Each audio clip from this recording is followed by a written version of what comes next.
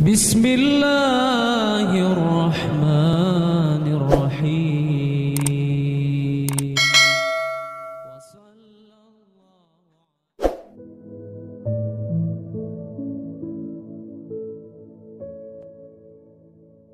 Makna hakiki dari sifat wahdaniyat ada nafyul itsnainiyah atau nafyul ghairiyah wa itsbatul ainiyah.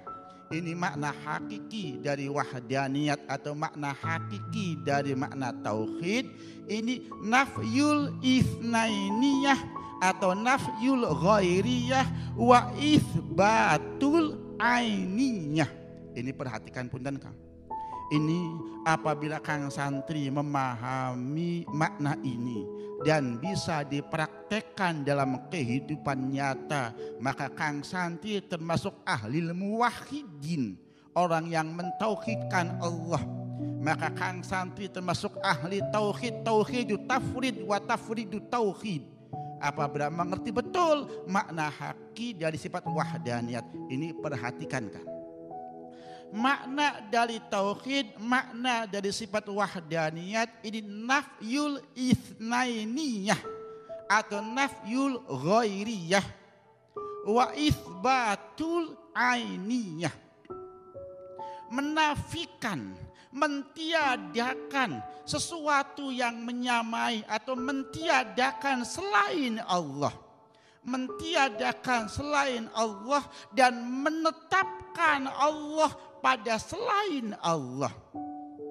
Mentiadakan selain Allah dan menetapkan Allah pada selain Allah. Maka ini makna dari tauhid.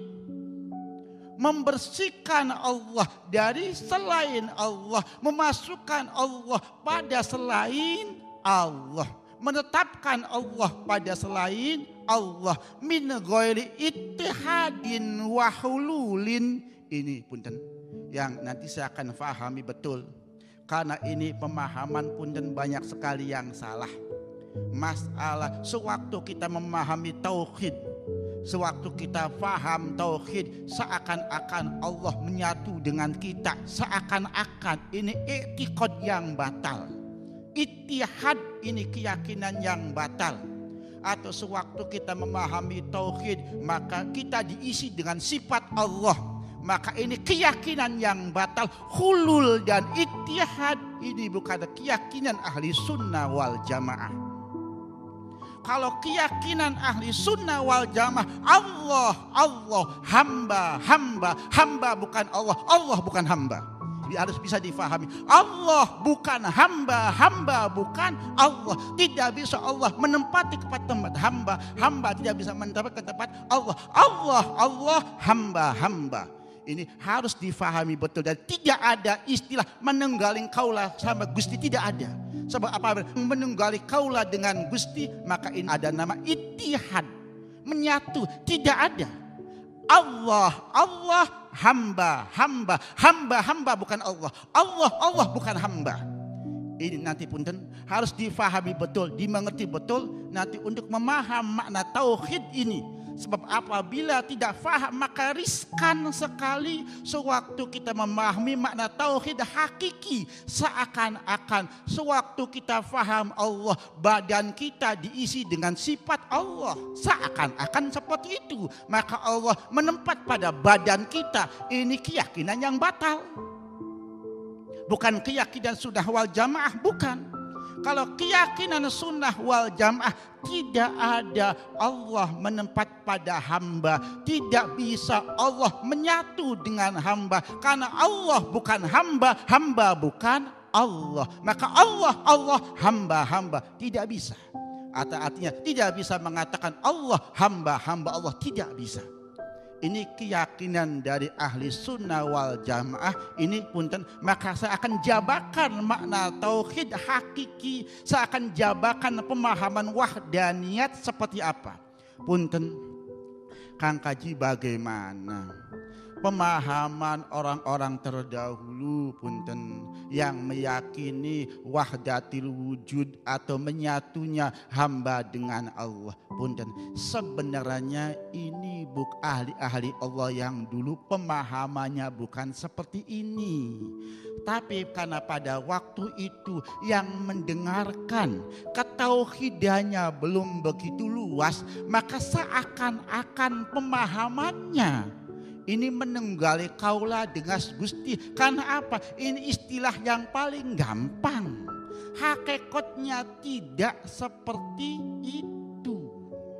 Karena Allah Subhanahu wa ta'ala mempunyai wahdaniyat syar'i. Aldatnya Allah tidak terjus-jus, tidak tersusun-susun dari beberapa juz, tidak sama sekali. Ini yang dimaksud wahdaniyat cara syar'i. Wahdaniyat cara hakiki ini nafyul itsnainiyah wa itsbatul ainiyah. Ini punten. Ini usikum wa iyaya wa nafsi bitaqwallah wa qad fazal muttaqun. Ini punten, ini saya terangkan sebab pemahaman seperti ini punten. Inilah pemahaman orang yang perjalanan kepada Allah tapi tidak memahami tauhid. Sewaktu dia berjalan menuju kepada Allah Subhanahu wa ta'ala, tauhid syar'inya dia tidak mengerti. Pemahaman hukum syar'i tidak mengerti, dan dia berjalan kepada Allah dengan zikirnya, dengan istiqomahnya. Karena kurang memahami, mengerti, seakan-akan ada makna wahdatul wujud, seakan-akan. Karena kurang memahami, karena kurang mengerti hakikat dari sifat wahdaniyat. Ini punten, Kang Kaji punten jabarkan, punten ini Kang. Karena ini masalah yang agak riskan, maka saya akan terangkan dengan tuntas walaupun waktu agak lama ini punten, supaya memahami betul. Maka makna dari wahdaniyat ini nafyul itsnainiyah, menafikan yang menyamai atau menyapikan selain Allah sewaktu kita memandang Allah. Sewaktu kita mentauhidkan Allah, mengeluarkan selain Allah. Maka ini yang dimaksud mukhlisina lahuddin. Sewaktu kita memahami Allah, memandang Allah, jangan cabang dengan selain Allah. Nafyul itsnainiyah fil ainiyah, menafikan selain Allah sewaktu kita memandang kepada Allah, sewaktu kita berta'abbud kepada Allah, sewaktu kita mengesahkan Allah, menafikan selain Allah. Sewaktu kita meyakini, memandang wahdaniyatnya Allah, maka mengerti betul yang punya kekuasaan hanya Allah, yang punya tadbir hanya Allah, yang punya af'al hanya Allah, yang punya sifat mulku hanya Allah, yang punya sifat kamal hanya Allah, yang ada pada kita sama basol, yang lainnya hanya titipan, hanya ariyah, semuanya milik Allah.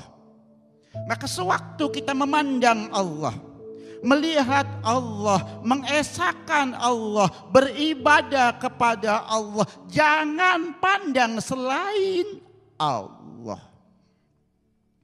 Jangan pandang selain Allah. Kita memandang baginda Rasul karena melihat Allah. Apa? Baginda Rasul punten diutus oleh Allah Subhanahu wa ta'ala untuk menerangkan syariat. Maka kita memandang baginda Rasul karena Allah. Ini harus difahami sekali, harus dimengerti sekali. Maka yang dinamakan ahli tauhid ini mengesahkan Allah, menafikan selain Allah, menafikan sesuatu yang menyamai Allah, sesuatu penciptaan kita selain Allah, kita nafikan semua. Punten, sewaktu beribadah, sewaktu kita menghadap yang kita beribadah khusus kepada Allah, tidak kepada selain Allah. Keyakinan kita seperti ini. Ini punten sebagian dari makna wahdaniyat. Sebab makna dari wahdaniyat ini dua, nafi dan itsbat. Pertama, menafikan selain Allah. Pertama ini kan. Sewaktu kita memandang Allah, menafikan selain Allah. Ini punten, kita faham tidak? Ini bisa difaham? Ini yang dimaksud Allahus Somad. Allahus Somad. Kita menuju kepada Allah, menafikan kepada selain Allah Subhanahu wa ta'ala. Ini nafyul itsnainiyah. Nomor dua, makna tauhid ini punten tersusun dari dua, karena syahadat ini nafi itsbat. Makna syahadat ini makna tauhid, maka makna tauhid ini ada dua. Pertama, menafikan selain Allah. Kedua, menetapkan Allah. Kedua, wa itsbatul ainiyah fil ghairiyah. Ini punten, itsbatul ainiyah fil ghairiyah, menetapkan Allah pada sesuatu, menetapkan Allah pada selain Allah dengan tanpa hulul dan tanpa ittihad. Ini Masya Allah, punten Kang, ini agak dalam sedikit, tapi harus difahami, harus mengerti.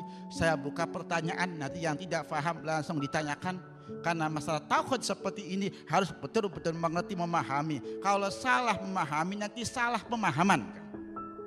Yang nomor dua, ini itsbatul ainiyah fil ghairiyah, menetapkan Allah pada selain Allah min ghairi ittihadin wa hululin. Menetapkan Allah pada selain Allah dengan menafikan makna ittihad, menafikan makna hulul. Kang Kaji punten, masih belum paham, saya jabarkan satu-satu. Sewaktu kita memandang Allah, nafikan selain Allah. Nafikan selain Allah. Nafyul itsnainiyah.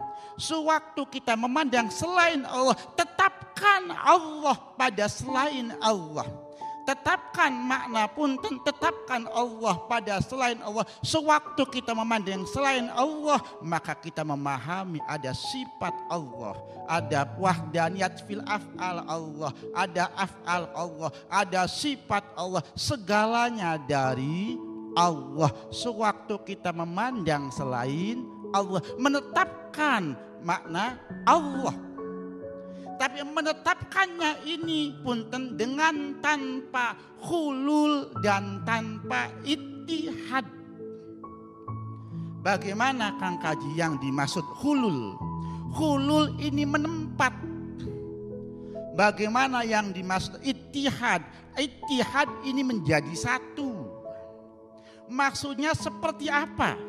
Sewaktu kita memandang selain Allah, maka kita menetapkan Allah, tapi tidak dengan hulul dan ittihad.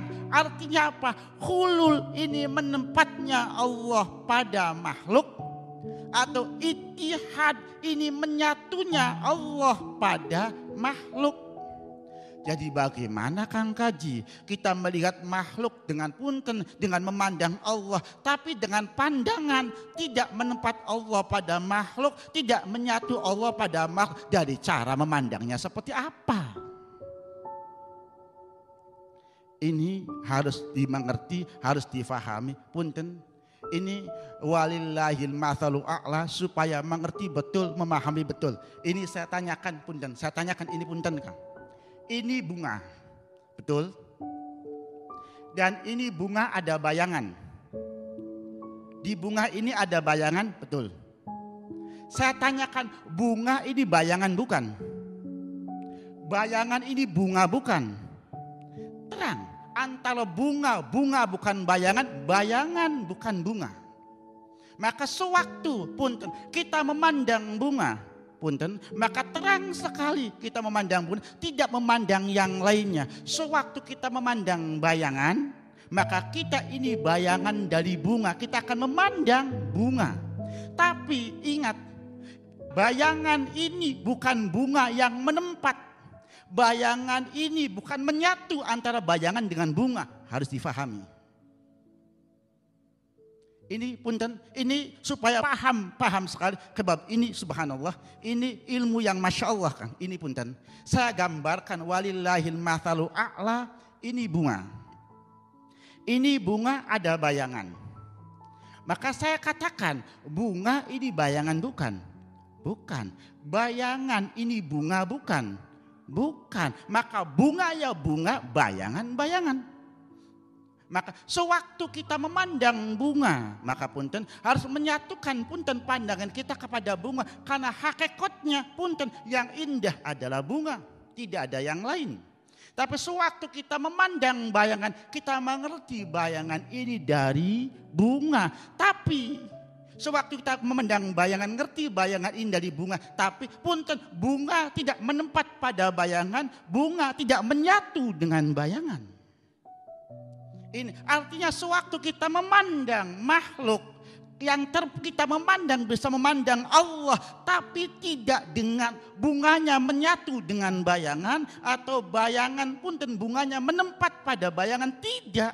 Karena bunga sendiri, bayangan sendiri, bunga, bayangan, Allah, makhluk tidak bisa disatukan, tidak bisa. Ini harus bisa memahami betul, maka bisa membedakan betul, mengerti betul. Jadi artinya kita memandang, mentauhidkan Allah, tapi tidak dengan pandangan menempat. Sewaktu kita melihat bayangan, ini bunga menempat ke bayangan, tidak. Tidak, bunga sendiri, bayangan sendiri. Sewaktu kita melihat bayangan dengan bunga menyatu, tidak. Maka punten bisa difahami, sewaktu kita melihat bayangan, maka kita punten hati kita akan bisa memandang bunga, mengerti bunga dengan tanpa menyatunya bunga dengan bayangan, dengan tanpa menempatnya bunga pada bayangan.